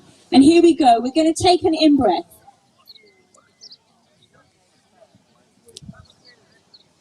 And out. 2, 3, 4, 5. And in. 2, 3, 4, 5. And out. 2, 3, 4, 5. And in. 2, 3, 4, 5. And out. 2, 3, 4, and 5. Happy breath. Fantastic. Thank you. That was step 3. You did it. You're nearly halfway there. Okay. Whoa. So, step 4. Journey point 4 on the co-liberation journey. What is? We've talked a little bit about what is in that sense of what is occurring in our story as a whole, as a story of society, yeah? And there's a what is around how you feel this story in your life, and what really is here for you in your interactions. And there's a grief, there's a divine rage piece here, folks, isn't there? It's such a power of vulnerability.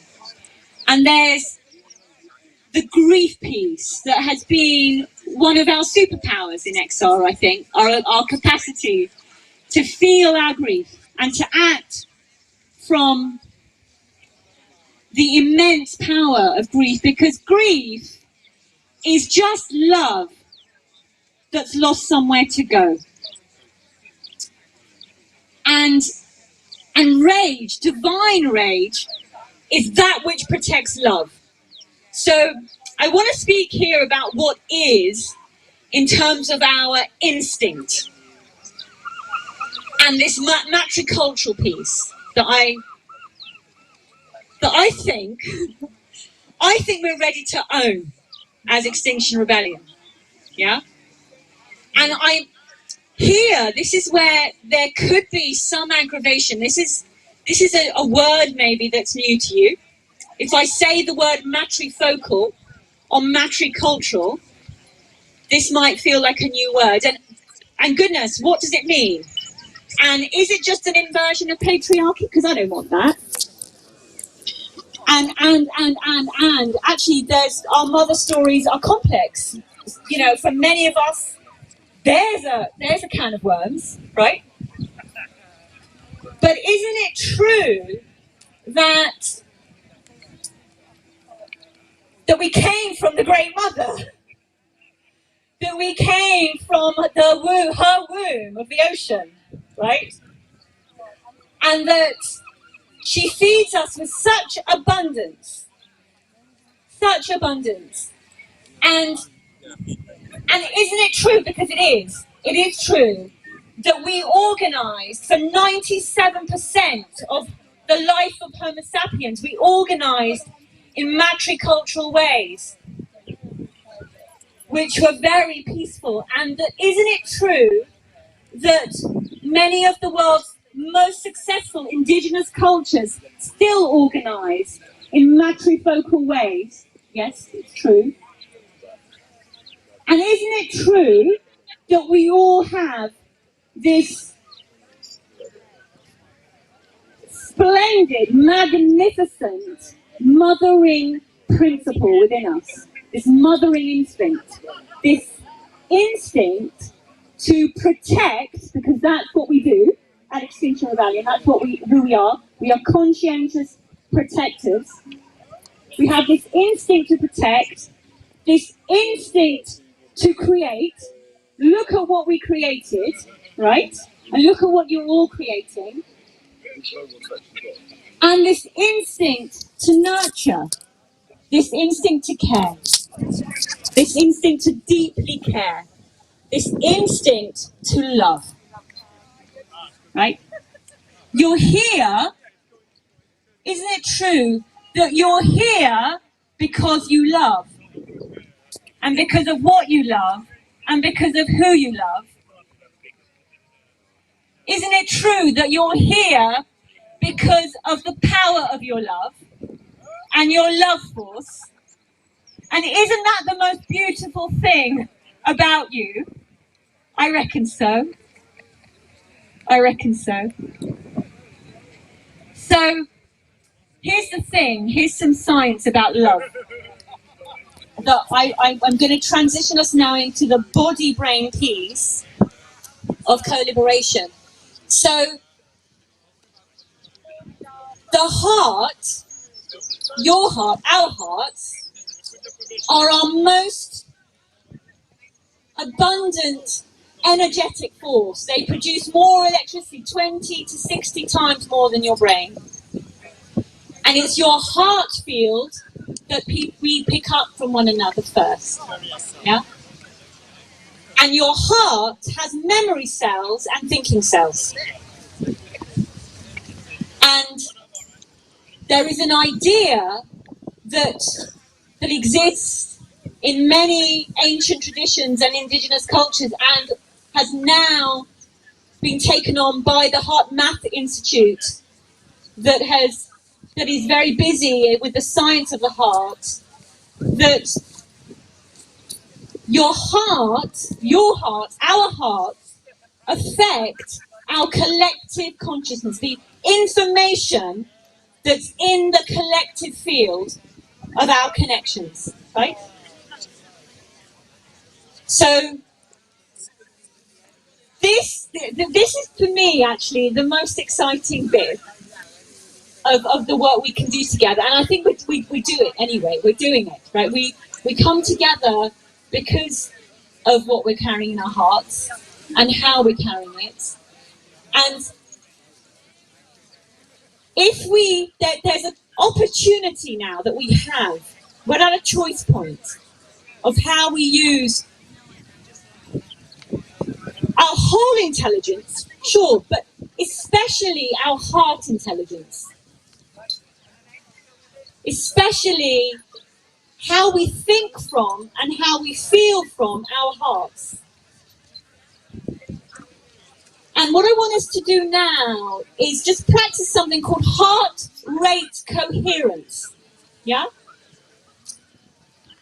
And it's quite incredible practice that could be, I'm guessing, my educated guess from doing this work, it could be our most powerful strength and force. If we can create a coherent intention that comes from our heart, I believe we could indeed change everything and transform everything in the way it needs to be. Huh? And it's really easy. It's really, really, really easy. So, and the bit that is the resistance is that, oh, I got to go into my body again. Oh, I got to feel something again. Ooh, ow, I've got to feel that rage and that grief and that, all that stuff that's in my body that is hard to feel. It's hard, it's uncomfortable. But feel it we do, and feel it we must, and feel it we can, right? Feel it we can. So I'm going to invite you now again to come into your bodies by closing your eyes. We've learned the coherent breath practice that takes us first into that place where we can reach, our hearts start to resonate with a coherent rhythm. So when you're ready, begin your coherent breath practice, 5 seconds in and 5 seconds out. Closing your eyes, grounding down, grounding into you, anchoring into your whole sense of self. 5 seconds in and 5 seconds out. And then as you do that, as you go into your heart brain, from your heart brain, from the memory cells in your heart, I want you to remember what you love. What you love. And you can feel your heart responding to this, what you love. As you breathe in, slowly with that 5 second in breath, the 5 second out breath. What you love, how you love it, who, when. There are memories there, there are joyous, beautiful memories of love and of appreciating what you love and how you love.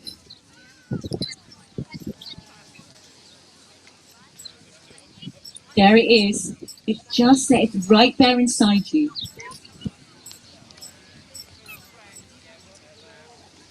And you can feel it. And as you feel it, you can feel your heart opening and expanding and warming. It's warming, warm, golden heart energy. That's you. That's you. Golden hearted you.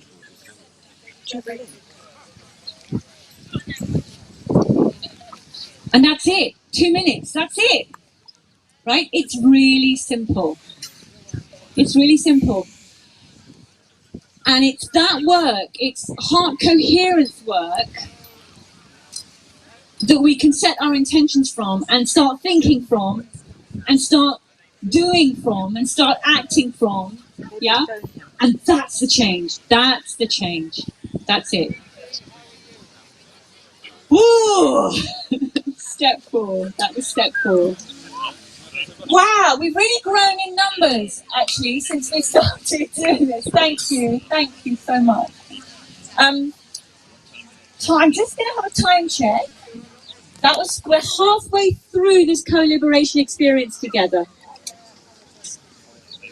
Right, okay, we've got half an hour left-ish. So we're going to power through. Thank you for being here, by the way. Thanks for staying with this. I really appreciate this. So really, really, really appreciate you. Tobias, I feel like my voice needs a tiny rest. Do you want to say something? Okay, just very briefly. It's much to learn. That's the feeling that I have. So if there's a lot of stuff that has been said that you have no idea what that means, don't worry. That's exactly where we have been as well. But I think what's really helpful actually is when we do these kind of practices, that we learn to see where our own resistances are to be in real solidarity with other people and really actually allow to understand what it means for the most marginalized in our society and in the global south and so on. Like what would it mean really to us say we have to build a movement of movements. We have to build a mass movement, but really a movement of movement. Why is it so often so difficult for us to reach out and to be in good solidarity with, for instance, anti-racist movements? And there's often kind of this, it's somewhat difficult, it's somehow weird, it's somehow, and we get angry. And this is the shame also that Skeena has been talking about, like the shame of the sexist and racist stuff that we have done ourselves and the other oppressions that we've been part of. It's horrible.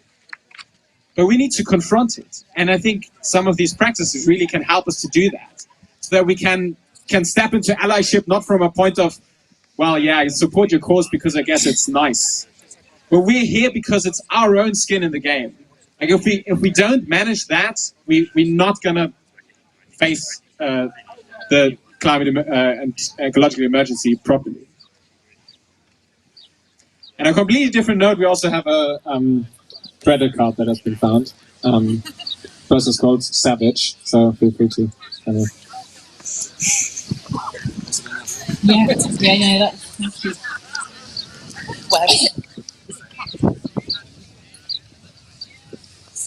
So,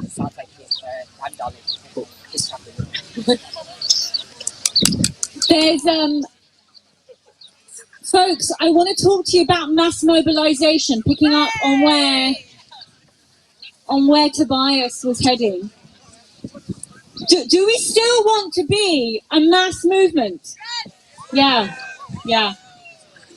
There's something coming, isn't there? There's something in that 3.5% number. Do you remember that number, our theory of change? 3.5%. Yeah? We're nowhere near that, are we? We're nowhere near that, right? And we can be everywhere near that if we talk about this piece called the movement of movements work. Yeah? And the joining in deep solidarity with a movement of movements, and what that really means in terms of what we've just practiced in the heart coherence and in the coming together, the reweaving of the whole human family. Yeah? What would it mean if we weren't just allies? Allies, and this is something that we talk about in co-liberation, the words that keep separating us. Allies is wartime language. It was invented for war. The word allyship was invented for war. It's part of the war and domination paradigm. Yeah? There's a mindset here that co-liberation is wanting to break the spell of. Yeah? And actually, we all came from the black mama. Yeah? We are all children. We are one human species. We are all the children. This returns me to the matricultural piece of our black mother. Yeah? And she's calling us back together. She's really tired and really cross about us fighting. She's had enough. She's saying, enough now. It's time for her children to come back together as one human family, as kin, as brothers and as sisters, as relatives, not just allies, not in the war and domination paradigm, but as kin, as relatives. Yeah? So there's step one. We've moved now into the vision. This is the vision of co-liberation now, folks. We've moved into step 5. We want so much more than what this paradigm is offering us. And we have a vision for change. We have a way to come back into connection. And it does mean new language, and it does mean new ways of doing things. And it's not going to be that comfortable. Yeah? Because we're not so good really at deep change. We're not so, as much as we love to think maybe we could be, we can be, right? We can get really stuck in some of our old stories. So this is a new one. We need many new stories, right? We need many new stories of who we want to become. And this co-liberation is coming with this new story of who we want to become. we become? Who do we become? So the mind-brain piece, the mind-brain piece here is how we organize, how we co-organize, how we co-lead, how we do connection, how we co-hold and co-lead and organize connection. And I think we've got some practices figured out in terms of we can do truth and reconciliation ways of working, yeah? We can have processes of truth and reconciliation. That's an interdependence and a connection. So pathway one of co-liberation is interdependence and connection, yeah? How do we practice that? There are so many ways that we've been experiencing and practicing in Extinction Rebellion and in our activist work generally. And I'm sure you have ways to teach, is what I'm saying. I am reckoning that you all have a way to practice the work of connection. Yeah? And there are ways so there are things like empathy circles, yeah? There are deep listening practices. There are all kinds of ways that you've been practicing, maybe people's assemblies, yeah? These are all ways for us to co-regulate and for connection, for ways for us to listen to one another. Now, if we are in a situation of near-term systems collapse, it's an imperative, it's of absolute imperative, such vital importance that we deepen and extend and expand our ways of connection, yeah? We go from disconnection and the separation into full-blown, full-bodied, full-hearted, full-minded connection and connection practice. And there are many ways. What I'm going to ask you to do is just to spend a couple of minutes maybe in your co-liberation pod, if you had one earlier, your 2 or a 3, and talk about what you've experienced or what you have learned or taught that has been a practice of connection within Extinction Rebellion. It could be, like I say, a people's assembly, it could have been an empathy circle, it could have been a truth and reconciliation practice, it could have been a conflict transformation practice that you experienced. So just spend a couple of minutes remembering that with each other.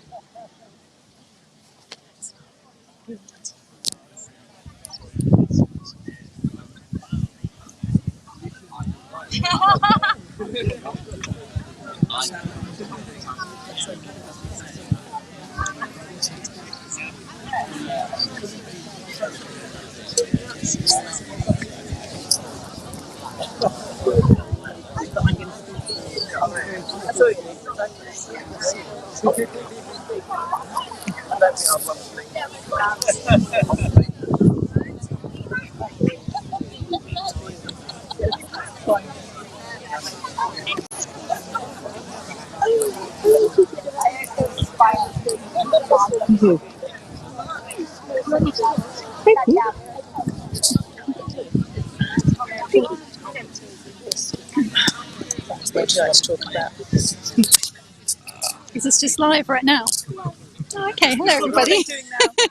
We're sat listening to Skeena educating us on co-liberation and what that entails and how we need to open our hearts and our love so that we can make the transitions that we need to fix and heal the planet as is needed. I think we need to listen to Skeena though, she's demanding that. Such interesting work to share. It is interesting work. Folks, are you up for a co-regulation body-brain practice really quickly? Yeah? You were born and your biological imperative is to co-regulate. This word called co-regulate, right? You might not know that word. It's big in the work of trauma integration and trauma transformation work, yeah? And this co-liberation is trauma transformation work. Yeah? It's trauma integration and trauma transformation work. Co-regulation is where it starts. We don't get to self-regulate unless we co-regulate. You can do that with Earth, right? But actually, you need another nervous system. You need another human. If I'm honest, you need another human to co-regulate. This is where COVID has been so catastrophic for people and their nervous system. So I'm going to invite you to do one of three things. You can now deeply look into someone else's eyes. That's your nervous system checking out a nervous system. You can hold someone's hand for some seconds, or maybe longer, or you can give someone a hug if they are up for it, right? Co-regulate, people. Co-regulate.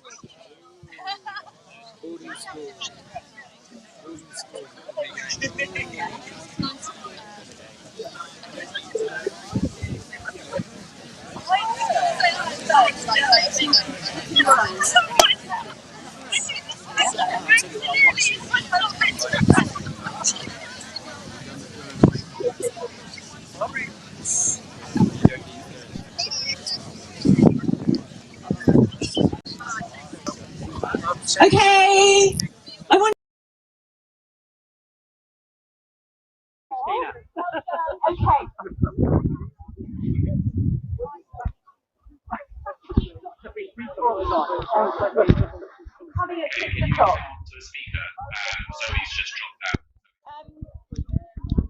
So, self-regulation. What do we do? Is step 6 on our co-liberation pathway, and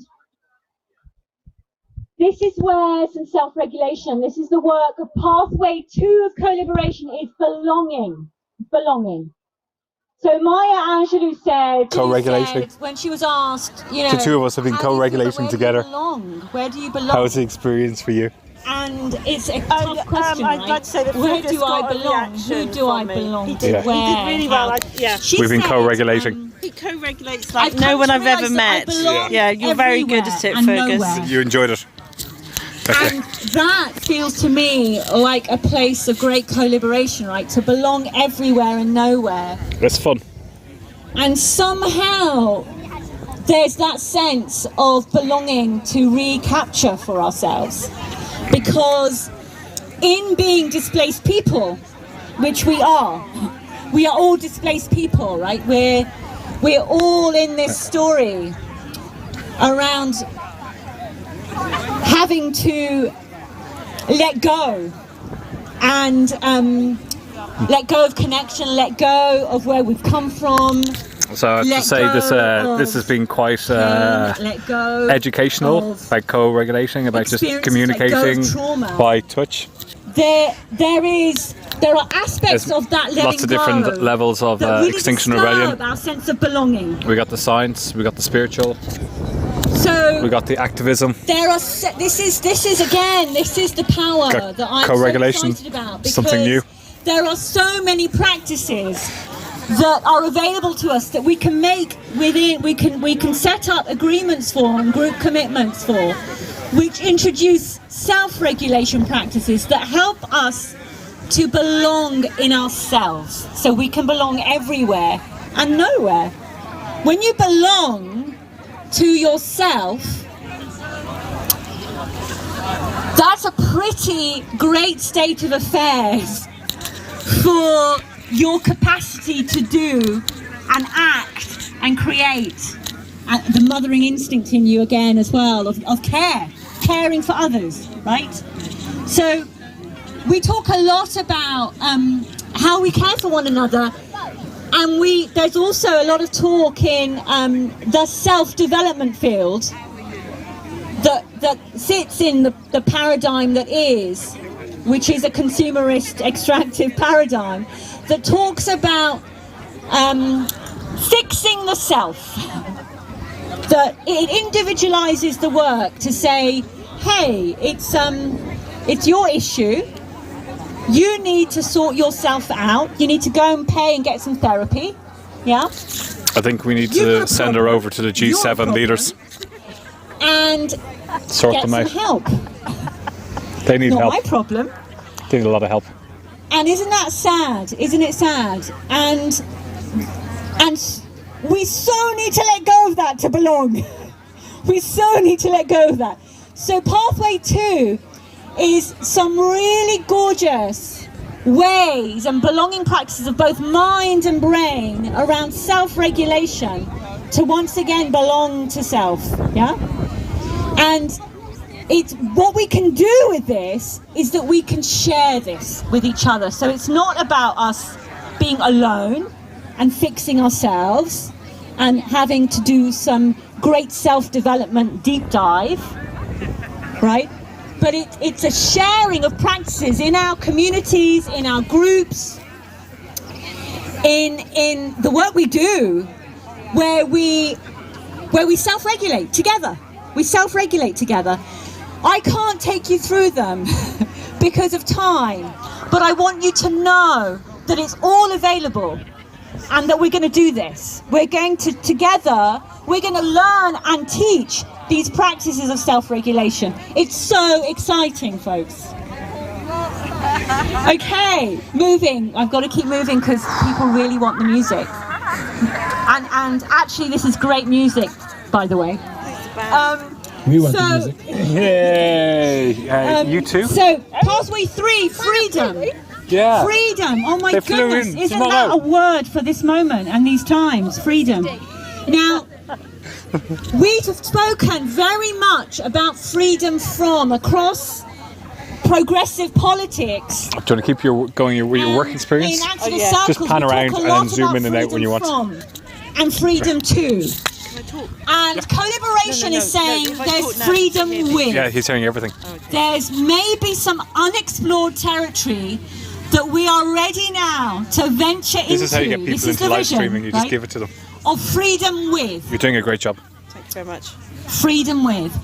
Because when we go into an oppressor versus oppressed story, a colonizer versus the colonized story, we separate.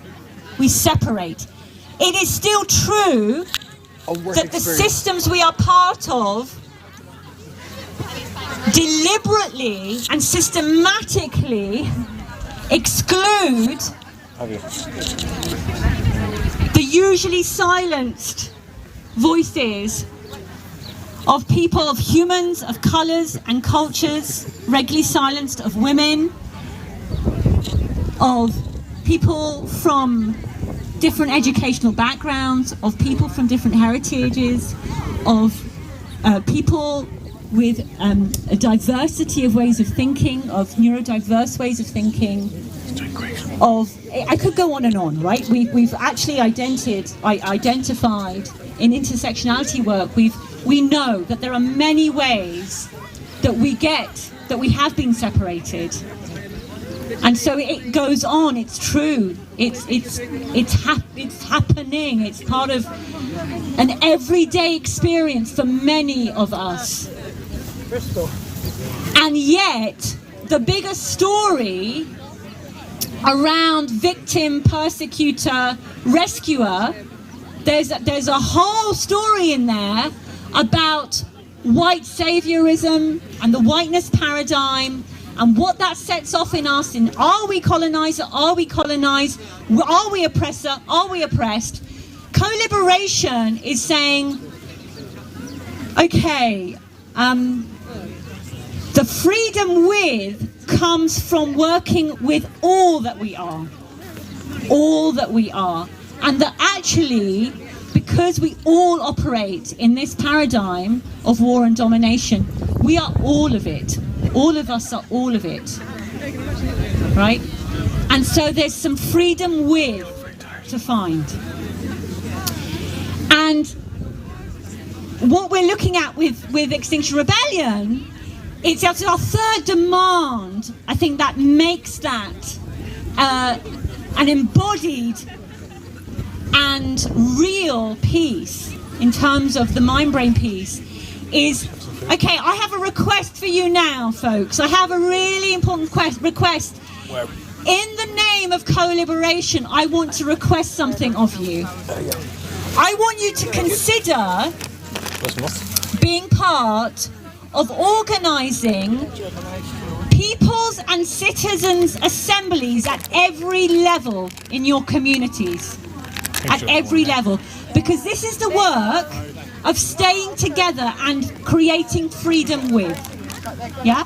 We need more democracy so urgently.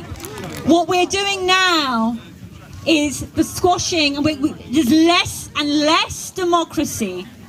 And actually this G7 event, what is this if it's not less democracy? Yeah?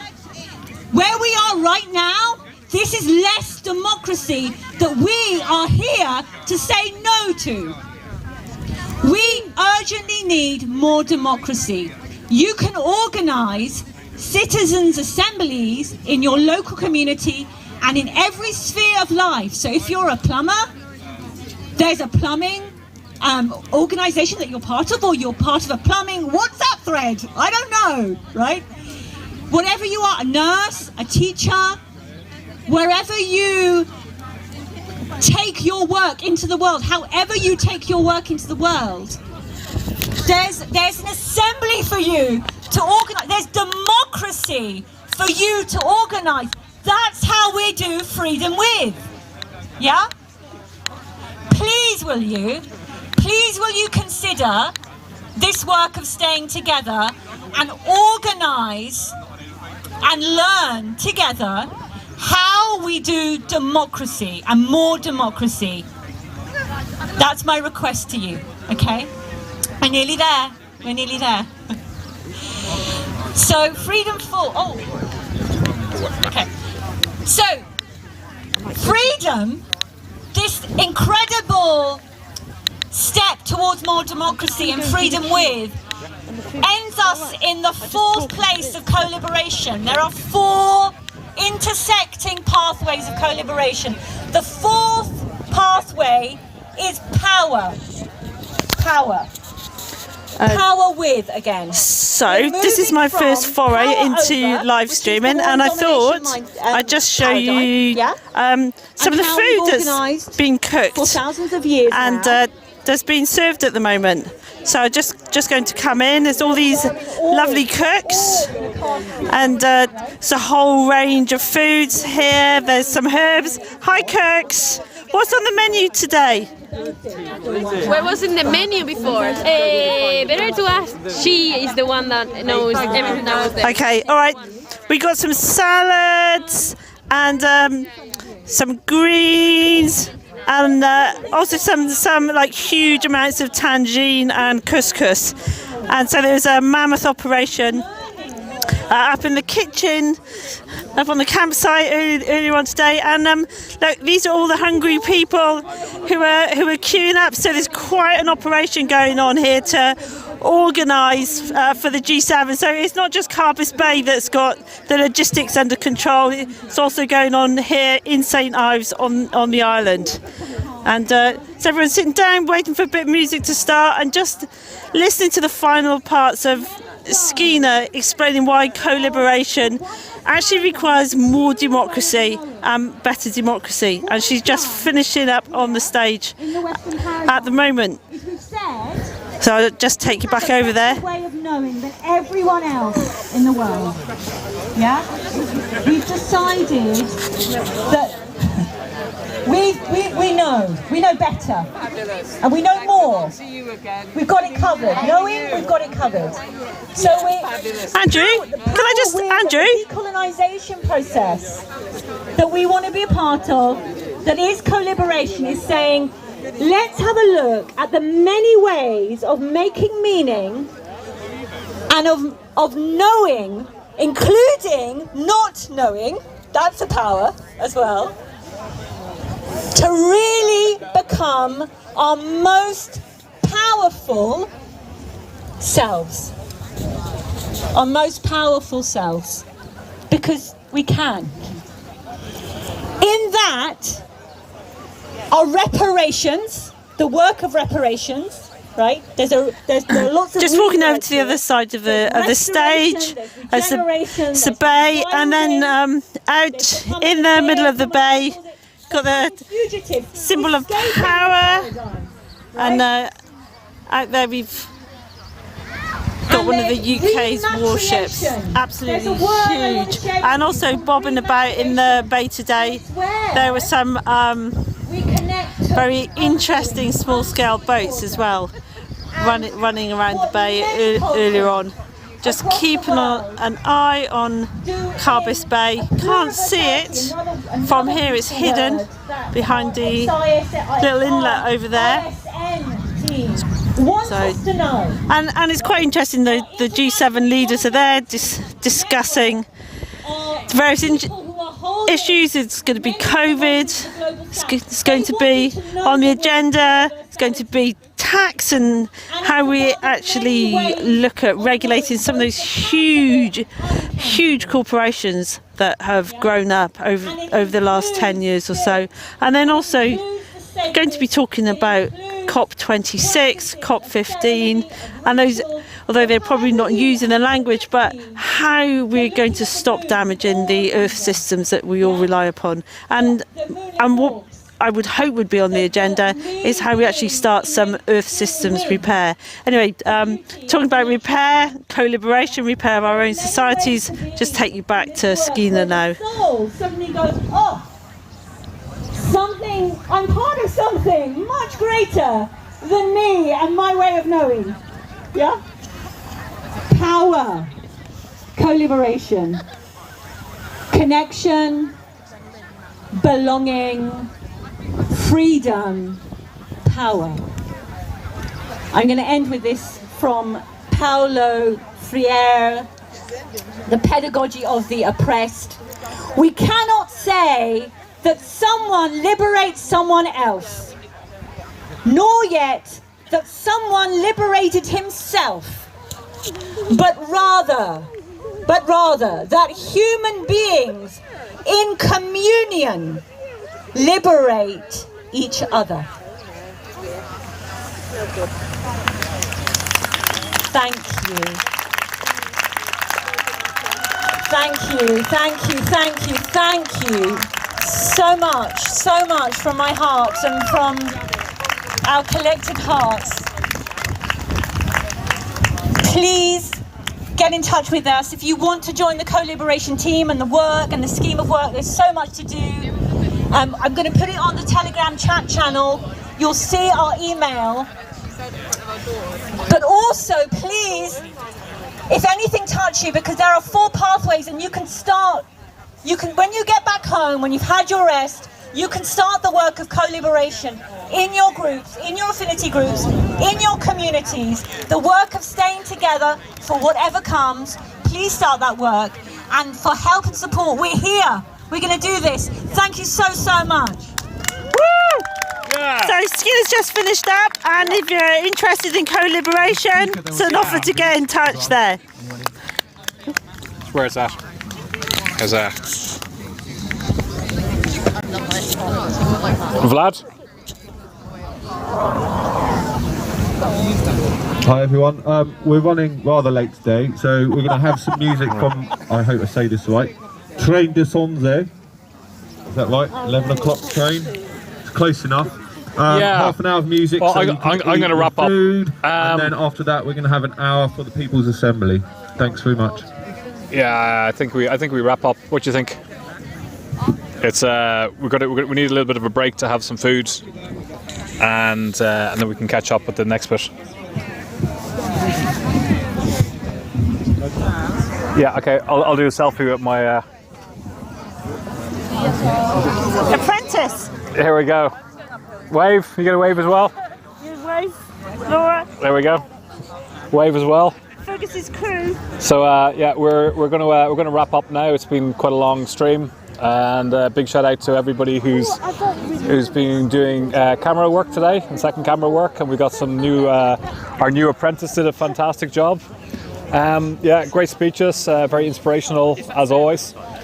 So we're probably going to have another stream later, but please do remember to share this. We want to get this message out as wide, as far as possible as well.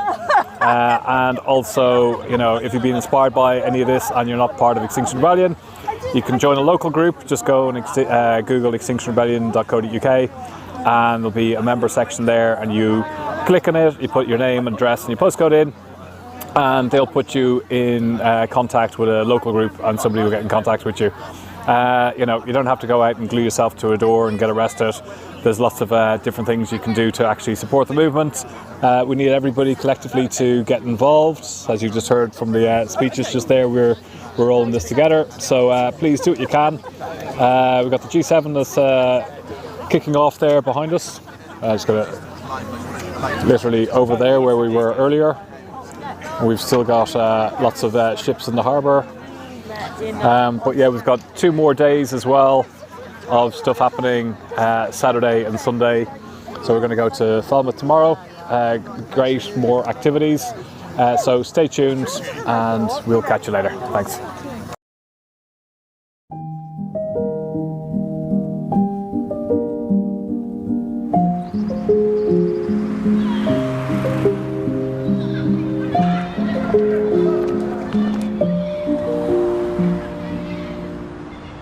Let there be no doubt about it. We are not all in the same boat. There is no equality in this existential planetary crisis. There is no justice in the climate and ecological crisis. Climate crisis is injustice. Climate crisis is inequality. Climate crisis is white supremacy. Climate crisis is patriarchy. Climate crisis is racism. Climate crisis is sexism. Climate crisis is adultism. Climate crisis is ableism. Climate crisis is racial injustice. Climate crisis is social injustice.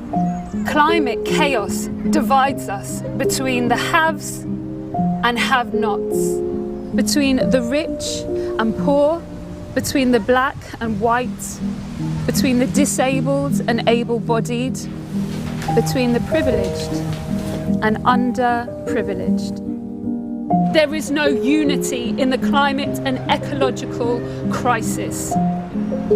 There are those who run to higher ground and those left behind. Unless you see this, unless you see me, unless your fight is bound with mine, unless my survival is your survival, unless my children are your children, unless my air is your air, unless my land is your land, unless my life is your life, unless my future and your future is their future, unless their future is all that matters, all is lost. The climate crisis. The climate crisis is a crisis for women. I grew up here around brick and concrete, busy roads, gridlock. I'm 40 years old now and nothing's changed. The government has told us to prepare for a 4-degree warmer world. I don't think the public knows or understands. That means extinction, it means the end of everything. Start listening and start telling the truth, because the blood is on your hands. We never know what consequences our actions will take. Like, never underestimate your actions.